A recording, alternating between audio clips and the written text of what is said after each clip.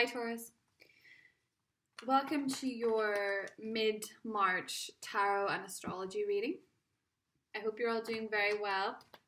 This applies to Sun, Moon and Rising for Taurus. Don't forget, if you want to, because this does astrology and a bit of tarot, do watch your Sun and your Rising, because your Rising, the astrology will actually fit that little bit more. So Taurus, I always feel whenever I get to the Taurus reading that I have to clear my throat. I think it's your throat chakra energy. And it's interesting that is because we had that eclipse in Cancer, the full moon eclipse in Cancer back in January, and we're still in the 6 months effects of that Cancerian eclipse. And Cancer energy for you is your throat chakra.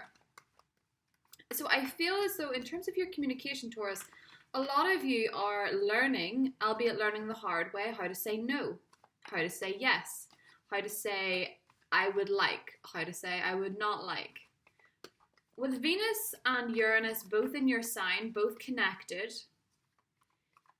Uranus is provoking you, particularly in love, particularly financially, although I think you're better at that. I think you're better at vocalizing your concerns when they're financial, or your wants when they're financial. But when it comes to love, Taurus, I think you need a little bit of a lesson in saying what you will and will not tolerate. And the end of March as we lead to the new astrological year with the new moon in Aries season, which is of course for you, ironically, the 12th house, which is the last house of the zodiac. Knight of Swords, you're getting to understand how moving a bit quicker in terms of vocalizing your concerns, worries, is actually going to go in your favor and get a lot of things moving for you. And it is going to show you who is willing to stick around in the long run and who is not, simply by stating your needs. Because guess what? If you leave it a while and you state your needs, if it's the wrong person, they're still going to go. If it's the right person, they'll like the fact that you know what you want. And Taurus, you always know what you want, really. It's time to get very clear and concise on what it is that you have to say. And not only that, as Saturn moves into Aquarius, putting your career in an interesting spot. Ooh. Strength card and the Five of Wands. You really need to be firm but fair when people are overstepping the mark, when people are intruding on your boundaries, when people are trying to provoke you, Taurus. You really need to stay calm, to be gracious. With Saturn moving into your career sector, you're going to notice over the next 2 years that in terms of career, it's really not at the forefront of your mind. I think love is. Uranus is acting as a catalyst for you to undergo deep change. And you need it. Uranus will only change what you need because Uranus sees the future. And it sees what paradigms and partnerships don't serve us in our own spiritual journey.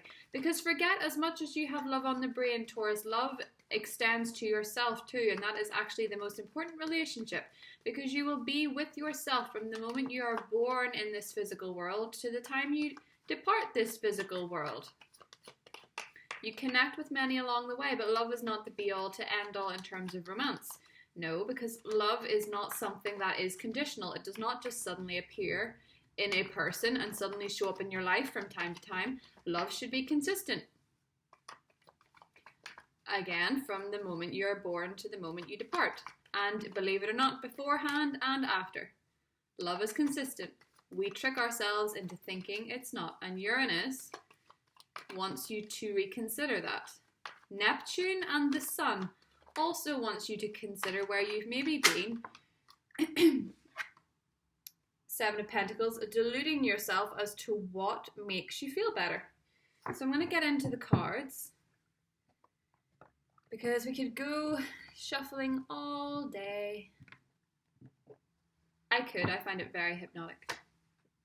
The Empress, the Hanging Man, Your energy has shown up twice, and so has Pisces season. Queen of Cups and the Three of Cups. Ooh, ooh la. Quite magical, isn't it? And the Star, even more magical. So, with the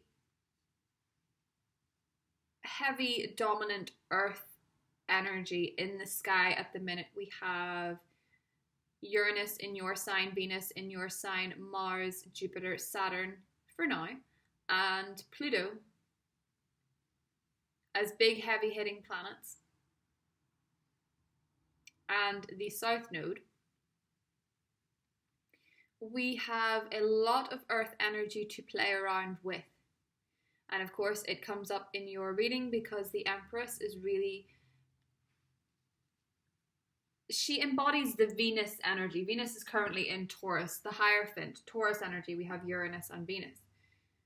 And then we have the water. It's a beautiful blended energy, combining the emotional with the grounding. Do you feel grounded? With Venus, your ruler, in your sign, you should be taking steps to embody this energy, and I think you are. But emotionally speaking, Taurus, your challenge this mid-month is the Queen of Cups energy. And it's funny that as the new moon in Aries in your 12th house, the 12th house being Pisces house, we have the Hanging Man and the Queen of Cups and the Three of Cups, all very Piscean energies, asking you to dive a little deeper. You are quite contradictory in the sense that you despise abrupt change. You don't like things that are unfamiliar, and yet you are so stuck in some mindset or somewhere in your life, and nothing is moving the way that you want it to, at the pace that you want it to. And you're thinking, yeah, I know I like it going slow. I know that I like things to be consistent, to be steady in many ways, but this is ridiculous. I want to see the person I'm going to marry show up. I want to see the children that I want show up. I want my dream job. I want my dream community. I want my vision to manifest. And it's not here. Where is it? This is taking far too long. I thought Uranus in my sign was going to bring me what I want abruptly. But Uranus is a bit more radical than that.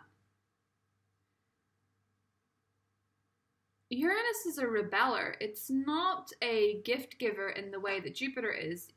Uranus will rebel for a cause. What is the cause here? What do we want to change in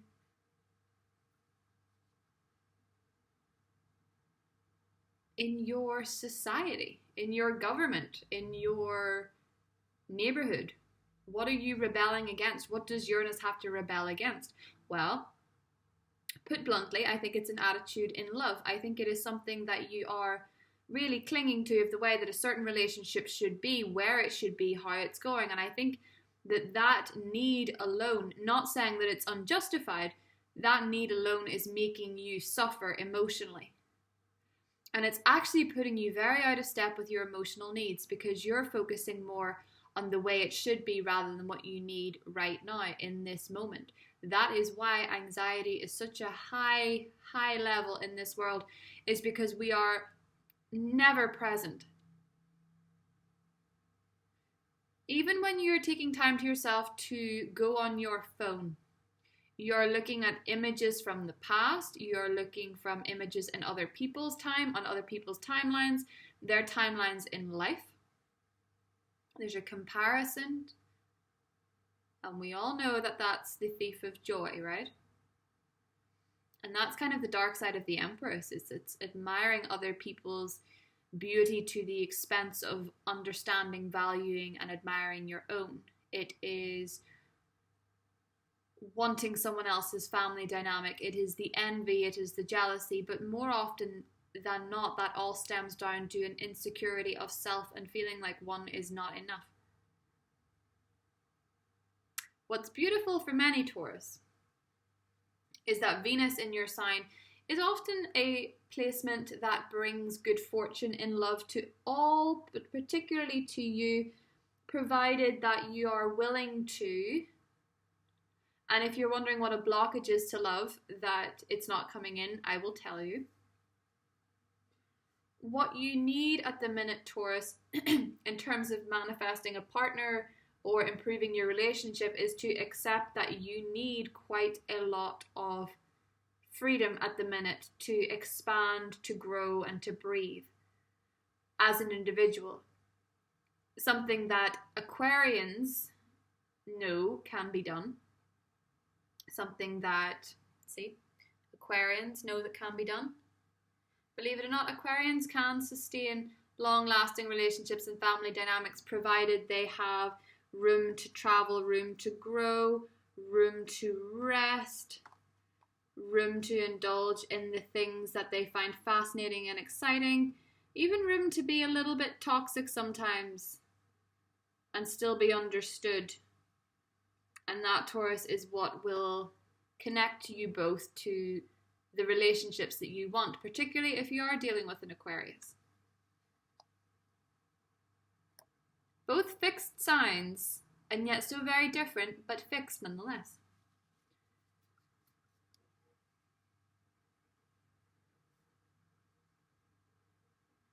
Let's see what goes with the Three of Cups. Strength and Temperance. More major arcana. More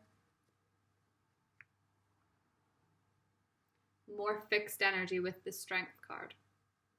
In fact, if we take the Queen of Cups as a Scorpio, we have Scorpio, Taurus, Aquarius, and Leo. So what we do here, Taurus, with Temperance is we blend two conflicting energies. For here, it is water and fire. Being emotionally moved by something and also moving towards something. Blending the heat with the tranquility. Again, with Strength card, you need to embody more patience, more persistence, more of the lady and the lion. Both energies. You need to be brave, you need to be courageous, but you also need to be calm and you need to be wise. And I know that at the moment you don't want to hear you need to be calm. But the Three of Cups tells me that if you are looking to have a love relationship, you must in some ways release that possessive tendency to possess rather than love. The Three of Cups is very open, and I'm not saying that you need to go into polyamory or any of that sort of stuff. What I actually mean is that you have to have your relationship open. You know, you have to have it open to other interests, other friendships, family. You have to have all these things going on at the moment, Taurus. And there's a tendency, I think, with that new moon in Aries to really look at where you are deciding things have to be so based on your rigid way of thinking, because you can get very caught in that trap. What you need to do with the interesting energizing links of that energy to Saturn is decide where you want to improve your life as a whole, where you want to connect with others more deeply, have better friendships, have better family relationships, maybe mend a fence or two with the Sagittarius who you find very blunt. Maybe understand that a Leo in your life just wants what's best for you, spending more time with friends. And for a lot of you, Taurus, if you're looking for a healthy romantic relationship, maybe you have overlooked a key friendship in your life, could be a Sagittarius, could be a Leo, that could actually go somewhere quite special. The Three of Cups is an interesting one at a time where everyone is speaking so much about isolation, because it's very opposite in its energy. It is about remaining connected with people. And dare I say, Taurus, Three of Cups could be reconnecting with somebody online that you've not spoken to in a while. It could be reconnecting with a friend, an old partner, an old colleague, an old school friend, whatever it is. This is focusing very much on if you want something so sustainable with the Hierophant energy, you need with this new moon in Aries on the 24th to reconsider your belief systems towards the way love should look, because no couple is an island. And I know you're very bored and you're very impatient of the way that certain things are turning out in love, but it is asking you, Venus and Uranus are asking you to revolutionize the way that you are acting, the way that you're thinking, and the way that you're loving. Look to your Aquarius, your Leo, and your Sagittarius friends for a little bit of alternative perspectives and see that their advice is probably not coming from a place of malice or impatience. Your impatience is clouding your ability to communicate with people around you, and the eclipse back in January really, really wants you to change that. Okay, Taurus? I love you guys very much, and I will see you in April. Bye, Taurus.